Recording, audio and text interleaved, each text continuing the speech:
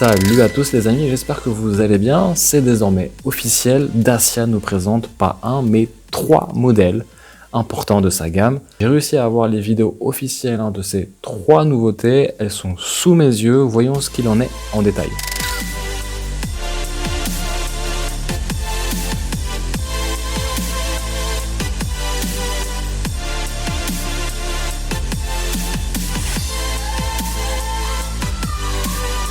Cette fois-ci, on revient à la réalité avec la découverte des nouveaux Dacia Sandero, Logan et Stepway, donc 3 modèles, 3 esprits complètement différents. Que restera-t-il à la Renault Clio et Renault Captur quand on voit le look quasiment magnifique de ces Dacia Sandero et Stepway? Une nouvelle plateforme, elle conserve aussi leurs dimensions, il y a plus d'équipements, plus d'habitabilité et de confort, 2 nouvelles motorisations, dont une essence GPL, une nouvelle boîte de vitesse manuelle à 6 rapports et une boîte auto CVT. Et la grosse surprise, roulement de tambour, il y aura un toit ouvrant vitré électrique. Et oui, je suis amusé à lancer un petit sondage sur ma chaîne YouTube dimanche dernier pour savoir un petit peu quel était votre Dacia préféré parmi ces 3 modèles. Vous êtes à peu près 53% à préférer la Dacia Sandero, normal, là c'est la plus vendue. Et vous êtes 40% à préférer la Stepway et 6% pour la Logan. Voilà. La nouvelle Dacia Sandero 2021. C'est clairement la voiture la plus vendue en Europe avec 2,1 millions d'exemplaires. Alors sur la partie design extérieur, c'est quand même la grande révolution, on ne va pas se mentir, une nouvelle calandre, des feux à LED, on va dire que la Sandero améliore complètement son identité et devient un peu plus mature. Les évolutions se font dans le détail et gagnent aussi en robustesse, notamment avec ses poignées de porte plus qualitatives. La partie arrière est aussi bien dessinée, montrant quelques airs de ressemblance avec sa cousine lointaine, la Renault Clio 5. Enfin, le volume de coffre, quant à lui, atteint les 328 litres. Berline historique de la marque, elle reprend les mêmes codes que la Sandero, avec cette même calandre chromée. Sa longueur, cette fois-ci, augmente de 3,6 cm, plus élancée, et aussi une ligne de toit un peu plus fuyante. Je crois qu'elle perd 1 cm en hauteur. Son empattement aussi augmente et profite justement à l'habitabilité généreuse. La version Tricor du coup opte pour un arrière un peu plus conventionnel, quoiqu'il est quand même beaucoup plus agréable à voir que l'ancienne génération, et son véritable atout c'est bien sûr le coffre.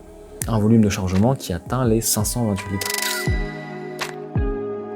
Ma préférée, c'est celle pour laquelle je pourrais honnêtement craquer, c'est la Dacia Stepway 2021. Déjà que l'ancienne était vraiment pas mal, mais celle-ci elle est vraiment très stylée. D'ailleurs, elle s'est vendue à plus de 1,3 million d'exemplaires. Je parle pour l'ancienne génération, bien sûr. C'est vraiment la version baroudeuse de la Sandero. Elle se bonifie encore plus avec le temps, à en croire, on va dire, les changements esthétiques. Alors, sur la partie design extérieur, c'est vraiment la révolution. Clairement, on va pas se mentir. Les changements sont impressionnants. Ça donne vraiment un vrai gap par rapport à l'ancienne Stepway. Et on pourrait presque considérer que ce Stepway, c'est un mini Duster finalement. C'est la plus belle de la gamme avec justement cette petite garde au sol surélevée qui lui donne ce côté vraiment baroudeur. Il y a quelques éléments esthétiques sur lesquels les designers de chez Dacia ont travaillé, notamment sur ce capot assez spécifique, nervuré, bombé, musclé. Et cette nouvelle calandre chromée, nouveau bouclier avant-arrière, très massif, avec encore une fois l'ajout de chrome supplémentaire, intégrant aussi des phares à LED modernes, une belle signature lumineuse sur l'avant et l'arrière. Et on a aussi de série des roues de 16 pouces. Je continue un petit peu le tour de l'extérieur où on trouve des bas de porte renforcés, texturés, spécifiques du coup. Et sur la partie arrière, c'est très joli, ça matche bien, c'est efficace avec cette nouvelle signature lumineuse à l'arrière, avec ces petits phares qui sont vraiment plutôt bien intégrés avec un dessin très spécifique. On est sur un design clairement assez sobre.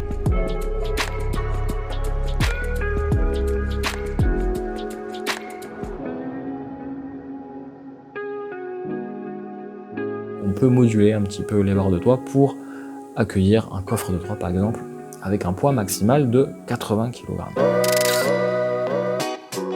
C'est la révolution, clairement. On a le sentiment que le low cost disparaît, on a plus d'espace à bord et franchement, difficile de croire que ça reste des Dacia. L'habitacle change dans le bon sens avec des détails très stylés, hein, comme ces jolis aérateurs à la forme inédite chez Dacia, on n'a jamais vu ça. On peut aussi observer de nouveaux inserts sur la sellerie, une planche de bord redessinée, on retrouve aussi quelques touches de modernité avec cet écran central, digital et tactile, bien positionné sur la partie haute du tableau de bord, ça change, et même orienté vers le conducteur. Petit clin d'œil peut-être à BMW. Enfin, une ambiance intérieure qui est clairement valorisée. Il monte d'un cran par rapport aux anciennes générations. Enfin, le volume de coffre augmente quant à lui de 8 litres, soit un total de volume de chargement atteignant les 328 litres. Côté motorisation, 3 nouveautés. On a le moteur SCE 65 chevaux d'entrée de gamme, un moteur 3 cylindres, 1 litre atmosphérique, couplé à une boîte simple manuelle 5 rapports. On a aussi le fameux moteur TCE 90 chevaux, donc c'est le moteur 3 litres, 1 litre avec le turbo, couplé soit à la boîte manuelle 6 rapports ou bien uniquement avec la boîte automatique CVT uniquement disponible sur ce moteur. Enfin, on a le moteur le plus puissant de la gamme, le TCE 100 Eco G, donc cette fois-ci c'est un moteur pareil, 3 cylindres, 1 litre turbo, mais la différence arrive sur la bicarburation avec justement l'association du GPL uniquement disponible avec la boîte manuelle 6 rapports. Et a priori, pas de moteur diesel annoncé pour le moment. Au niveau de la boîte automatique, parlons-en, c'est la boîte CVT. Elle remplace la fameuse boîte Easy Air et Dacia garantit de meilleurs passages de rapport. À voir, à vérifier lors des essais concrètement. C'est une boîte proposée uniquement avec le moteur TCE 90 essence et Dacia nous assure encore une fois des réductions de consommation et d'émissions de CO2. À voir. Alors, l'équipement de série qui comprend un support smartphone, c'est magnifique. Un écran d'ordinateur de bord, commande au volant, du régulateur et du limiteur de vitesse et l'allumage automatique des feux. Ça c'est pas mal. Donc une nouvelle climatisation automatique, attention, avec l'affichage digital, attention. Les sièges avant sont chauffants, aussi on peut recevoir la carte main libre avec ouverture à distance du coffre, comme le Dacia Duster. Le frein à main de parking est quant à lui électrique, la caméra de recul est disponible aussi sur ces modèles-là, les aides au parking à l'avant et à l'arrière, pratique pour bien se garer, faciliter aussi les manœuvres. On a un système multimédia avec possibilité d'avoir un écran tactile de 8 pouces pour la connectivité, sans fil pour Apple CarPlay et Android Auto. Ça c'est vraiment pas mal, ça change la vie, clairement. Et enfin, je vous le disais au début de vidéo, le fameux toit ouvrant vitré et électrique, pas mal pour ces 3 modèles.